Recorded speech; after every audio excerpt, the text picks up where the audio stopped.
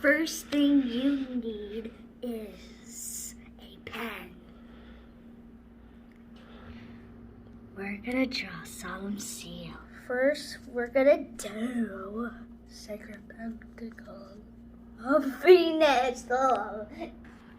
Okay, first now let's do this. Let's move the purples. There. Now we're doing this like this now, okay? If you're following this video, if you like it, put thumbs up or put thumbs down if you don't like this video. Okay, now let's get drawing. So first, we're gonna draw is 2 circles, like number 2. Number 2 circles. 2 circles. I know, I'm an artist. Sometimes a little bit, I'm bad at this. Yes. Okay, that's done. Done dancing. Now we're gonna do this. Wait, hold on, let me be done with this. Okay, guys, so I draw this. Then this line, we're gonna do all of this. 1, then the 2, then the 3. Then we're gonna make the cross. I'm gonna put circles.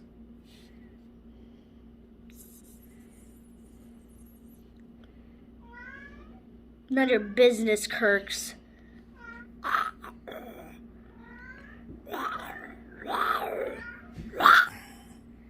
Smells like a mess.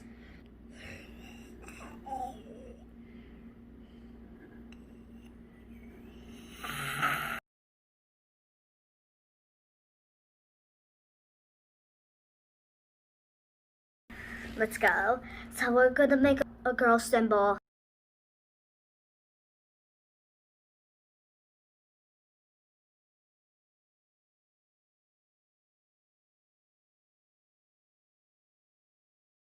Right, so the pentacle, this is actually the second pentacle of Venus is what it's titled as.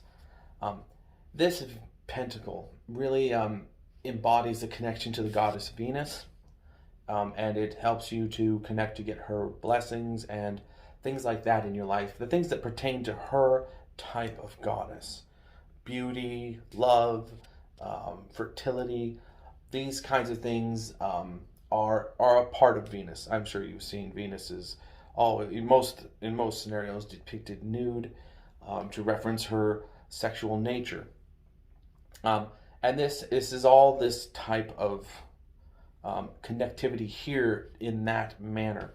So this in this scenario, the pentacle we drew, it doesn't have any Hebrew to enact any spell on it. This is just a base model of representation of what it could be. Now you could definitely use this with other spell casting. I'm not going to put the Hebrew in there or give explanations on the types of words being used, but I can say that if you're thinking of this in the way of connecting to Venus, you can tap into her ways and use it to aid your own personal spells, and that's what I do with it. Now in this scenario, you have to understand that there are many different types of powerful spells in the world, from China to Egypt, back to the Norse pantheons, and here even in America with our own traditional styles.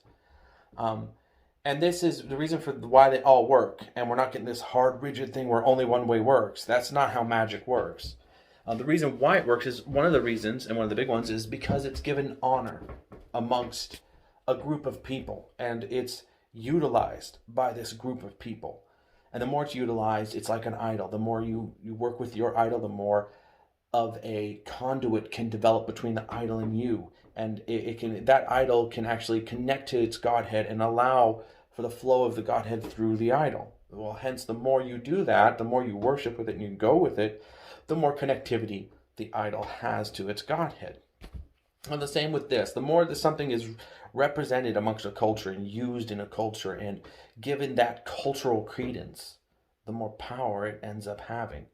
And so you'll find within Kabbalist sects, in some Wicca, and in various other types of these kind of witchcraft style, what they call witchcraft, which I don't like saying in that way because it has such a negative connotation. But you get the drift here.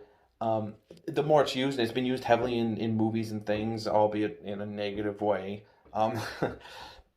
the more it's used, the more something becomes powerful and usable. So now you can use it with the knowledge that these powers are involved in these items, and especially this drawing, this layout. Now, how you use it and the different methods to be able to use it, that's a little bit beyond the scope of this video. This was just a simple outline that Magic herself wanted to show. I'm going to start referring to her as Moon because that's kind of the endearment we use for her. I'm not going to use her, her title. So Moon wanted to do this, and she was really interested in doing an art form that she can express her magic and show you all a practical application. So we did this as sort of like a little side thing, and to give you an introduction also to her personality and the way she's very vivacious and fun, and it's good to get to know incarnations like her. And so that's pretty much the most I want to cover on that. Like I said, I'm not going to go over the Hebrew or the specific spell castings on that item. Not at this moment. There may be a time in the future where we get to this stuff. So at this point, we're going to go ahead and end this, and I will give you a quick redraw that I did of it. Just because halfway through her drawing, the camera had actually conked out on us, so we weren't able to finish it. So I did a quick redraw so you can kind of see just the basic setup of it. It's not perfect because this is not meant to be. This is just a basic idea of what it is to look like.